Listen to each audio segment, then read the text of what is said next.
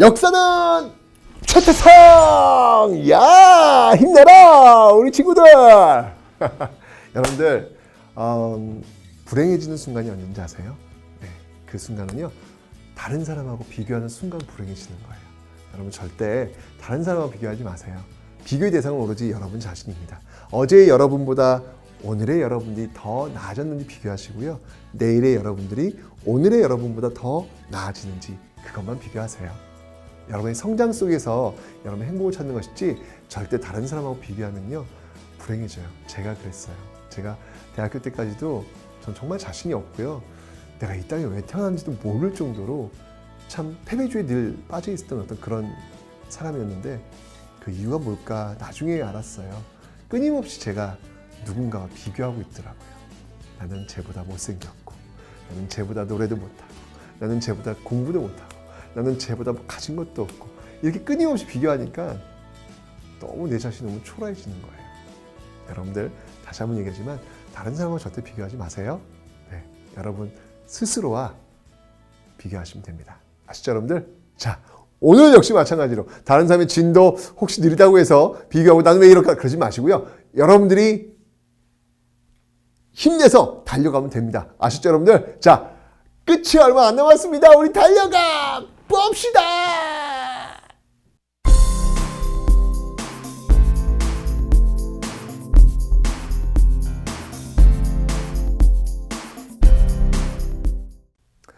우리가 앞강의에서 여러분들 고종이 러시아와 일본의 그 팽팽한 균형, 아관파천을 통해서 이뤄낸 그 균형 속에서 자기 나름대로 어떤 개혁, 광무개혁을 펼쳐나갔다 그랬죠. 하지만 이것도 본질적으로 한계가 있어요. 왜냐하면 이것 역시 외세에 의존하는 방법이었거든요. 만약 러시아와 일본의 그 균형이 깨진다면 어떡할 건데 걱정되지 않습니까 여러분들?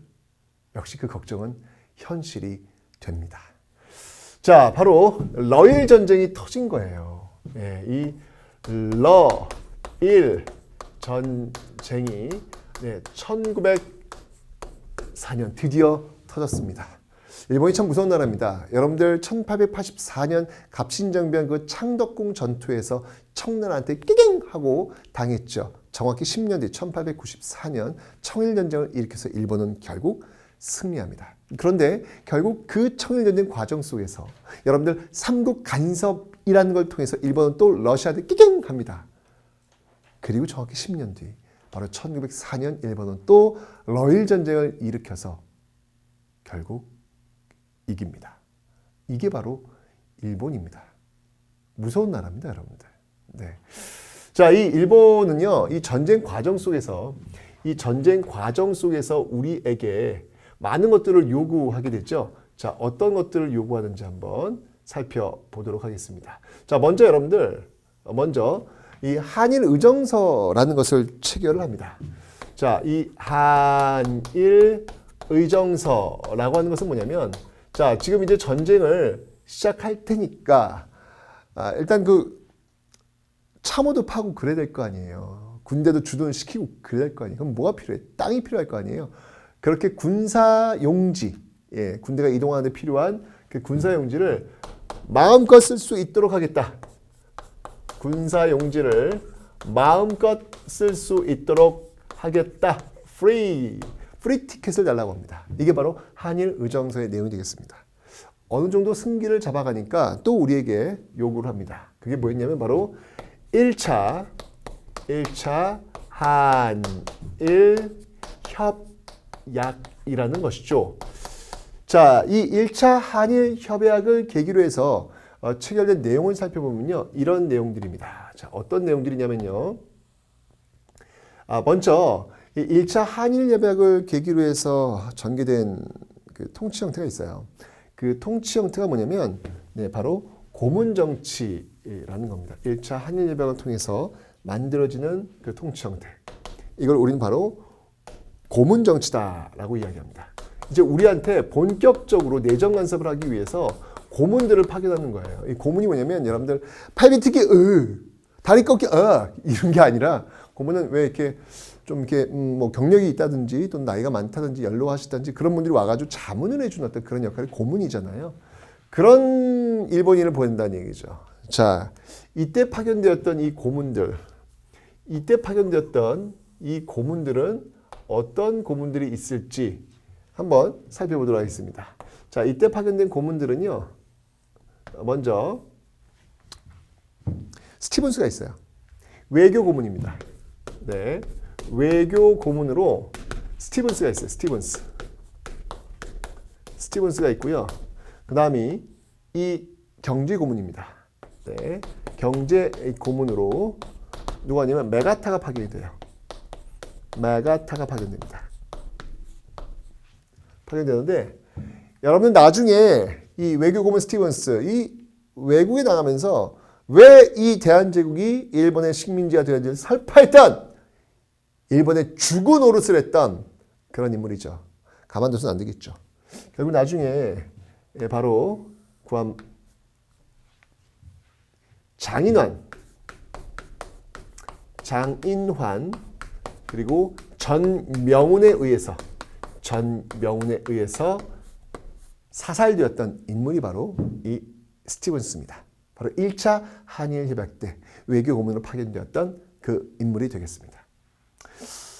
이 메가타는 어떤 활약을 하냐면 이게 지금 경제 고문인데 이 메가타는 바로 화폐 정리 사업을 단행을 했던 그런 인물이에요. 화폐 정리 사업. 자, 이 화폐 정리 사업이라고 하는 건 뭐냐면 이제 본격적으로 슬슬 우리를 어떤 식민지로 만들기 위한 어떤 경제적인 어떤 그 시스템들을 확보하겠다. 그런 의도가 되겠죠. 쉽게 얘기하면요. 이것은 바로 메가타의 화폐 정리 사업은 쉽게 얘기하면 이런 거예요. 바로 우리나라 그 화폐 백동화를 우리나라 화폐 이 백동화를 바로 제1은행권으로 바꾸겠다. 제1은행권으로 바꾸겠다. 라는 건데 문제는 뭐냐면 등가 교환을 안 해주는 거예요. 예를 들면 백동화 10,000원짜리 가져왔으면 제1은행권 10,000원을 바꿔주면 되는 거예요. 근데 바꿔주지 않는 거예요. 백동화 10,000원을 가져가면 이거 불량이야. 반은 버려. 이거 완전 폐기야. 뭐 이런 식으로. 그럼 내가 갖고 있는 10,000원이 갑자기 사라지는 거예요. 말도 안 되잖아요. 당시에 백동화를 많이 가지고 있었던 어떤 그 상업 자본들 이런 것들로 인해 가지고 당시의 어떤 그 민족 자본 이 민족 자본이 큰 충격을 받게 되는 그런 계기가 바로 이 메가타의 화폐 정리 사업이다라는 것이죠. 그리고 이 과정 속에서 바로 이 메가타의 화폐 정리 사업 그 과정 속에서 시행되었던 게 뭐냐면 바로 근본이제. 여러분들 기억나시죠? 1차 가보우 개혁 때 시행되었던 건 은본이제고요. 바로 여기서 근본이제가 시행되었다. 그러면서 여러분들 이 백동화를 만들고 있는 바로 이 당시 그 백동화를 만들고 있었던 곳이 어디였냐면 당시 옛날에 그 80년대 초반에 만들었던 근대적 기구예요. 전환국이라고 있어요. 이 전환국도 이때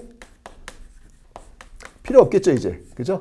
이때 없애는 이런 모습들이 바로 메가타의 화폐 정리 사업에서 나타나고 있다라고 하는 거 여러분들 좀 정리를 좀 해 놓으시면 도움이 되실 겁니다. 이렇게 이제 야금야금 우리 시스템을 장악해 들어오는 어떤 그런 모습들이 지금 펼쳐지기 시작을 하는 거예요. 바로 이게 러일 전쟁 과정 속에 체결되었던 한일 의정서와 1차 한일 협약 그리고 그것이 미친 영향이 되겠습니다.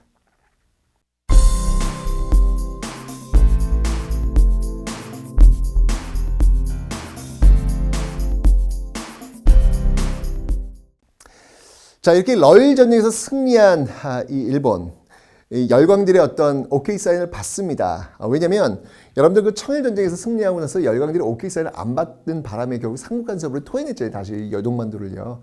그 실수를 범하지 않기 위해서 러시아와는 이제 포츠머스 강화조약 체결하고요. 그리고 미국과는 가스라 테프트 밀약을 체결하고요.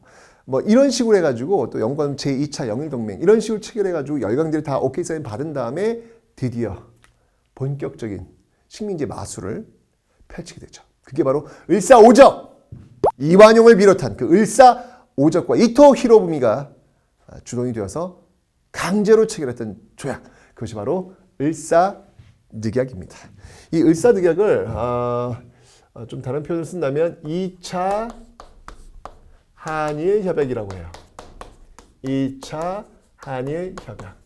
자, 이 2차 한일협약, 을사늑약은요, 우리에게 굉장히 중요한 충격적인 결과를 가져옵니다. 왜냐하면 이 2차 한일협약을 통해 가지고 우리가 외교권을 잃어버려요. 이거 어떡해. 외교권을 상실합니다. 여러분 사실은 외교권을 잃어버린다는 얘기는 뭐냐면 거의 그 주권의 거의 80%를 뺏긴 거나 마찬가지예요. 왜? 우리가 결정할 수 있는 권한을 상실한 겁니다. 우리가 외국과 뭔가 조약을 체결할 때 우리는 거기에 낄 수가 없는 거예요. 여러분들 앞에서 우리가 숙종 때 백두산 정계비 하면서 제가 간도 설명 드렸잖아요. 그때 간도 협약 체결돼서 우리는 간도가 우리 땅인지 아닌지 분명히 논쟁을 해야 됨에도 불구하고 그 간도 협약 체결할 때 우리는 들어가지 못했다. 왜? 바로 이 을사늑약 우리의 외교권이 없었기 때문이다 라고 말씀을 드렸어요. 그걸 이제 이때 체결하게 되는 겁니다. 가슴이 너무 아프죠? 그리고 여러분들 고문 정치 더 나아가서 이젠 아예 직접 통치하는 감독 행위를 하려고 합니다. 그게 뭐냐면 바로 통감 정치예요. 초대 통감으로 바로 이토 히로부미가 부임이 되는 것이죠. 바로 이제 1910년 경술국치로 이제 총독이 부임되기까지 이 통감이 쭉 그 역할을 해 나가게 될 것입니다. 자, 이거 진짜 좀 심각하죠. 이렇게 되니까 우리의 어떤 그 주권의 거의 많은 부분을 상실하게 되는 거니까 여기에 대한 그 거센 저항이 분명히 있어야 되겠죠. 자, 2차 한일 협약에 대한 저항, 어떤 저항들이 있었는지 그 저항의 내용들을 지금부터 한번 살펴보도록 하겠습니다. 자, 저항의 요소들이 되겠습니다. 자, 먼저 여러분들 이 저항의 첫 번째 요소는 뭐가 있었냐면요. 고종자신입니다. 자, 이 고종은요,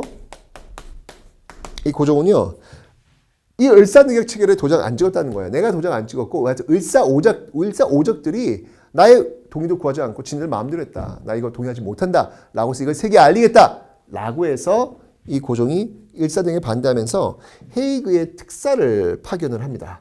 고종의 헤이그 특사 파견. 네. 바로 뭐 이준이라든지 뭐 이상설,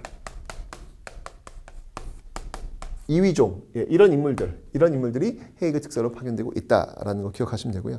이렇게 우리 어떤 주권이 거의 넘어가는 어떤 이런 상황 속에서 누구라도 어떤 저항의 표시는 좀 해야 되지 않겠느냐. 목숨을 끊겠다라고 하는 사람이 등장해요. 예, 그 사람이 누구냐면 바로 민영환.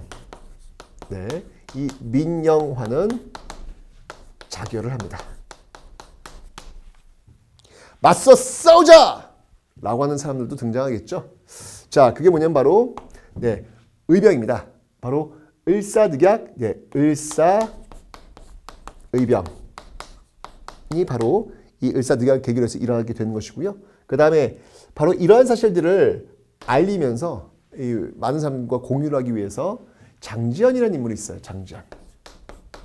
이 장지연은 사설을 씁니다. 황성신문에서 사설 썼는데 뭘 썼냐면 시일야 방성대곡 오늘 목노와 통곡하노라 라는 이 사설을 바로 황성신문에 싣습니다. 여러분들 사설 읽으면서 눈물 흘린 적 있나요? 네, 사설을 읽으면서 눈물을 흘리면 이상하잖아요. 그죠? 그런데 이 장전의 시일야 방성대곡이 정말 그 사설로 많은 사람들이 울었다라고 합니다. 그만큼 억울하고 분한 그 심정을 제대로 녹여냈던 것이죠.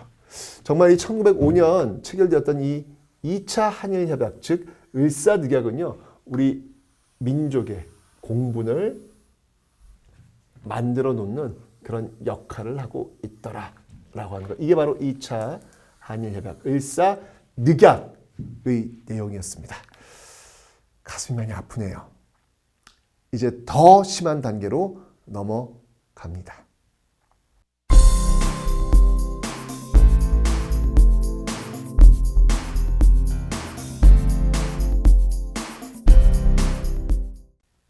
헤이그 특사?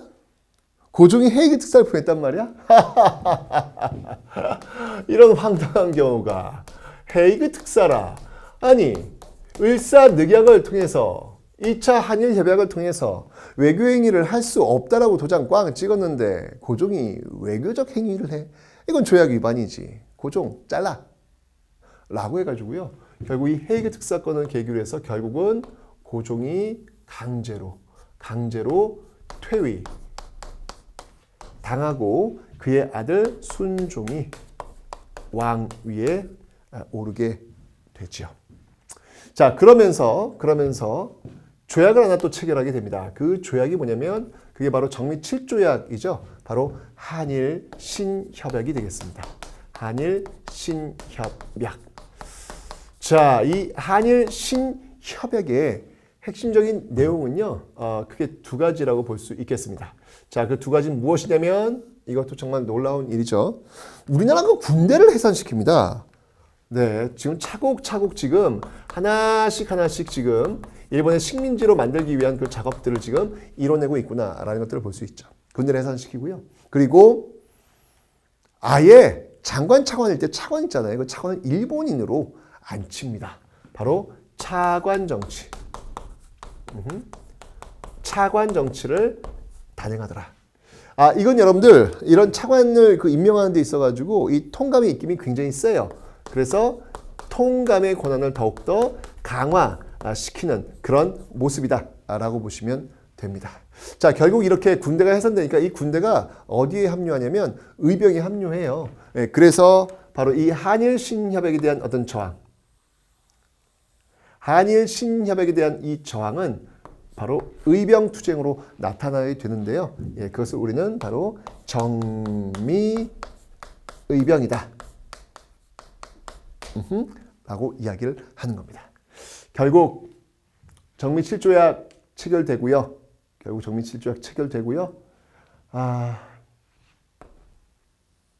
경술국치를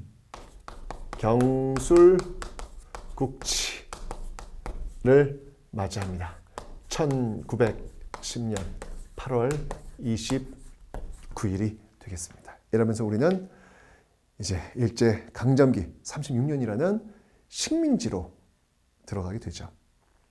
도대체 뭐가 잘못된 걸까요? 어디서부터 잘못된 걸까요? 강화도 조약으로 조금 문이 열렸을 뿐인데 그 결과는 이렇게 식민지로 가는 그 모습을 보게 됩니다. 여러 가지 이유가 있겠지만 저는 이 땅에 살고 있는 그 수많은 백성, 시민을 믿지 않고 외세에 의존하려고 했던 그 외세에 의존하면서 그 알량한 정권을 유지하려고 했던 그 위정자들의 무능, 그 무능이야말로 역사에 큰 죄를 지은 게 아닌가라는 생각이 듭니다. 외세를 활용할 수는 있겠지만 외세에 의존해서는 안 된다는 역사의 교훈을 잊지 않아야 되겠습니다.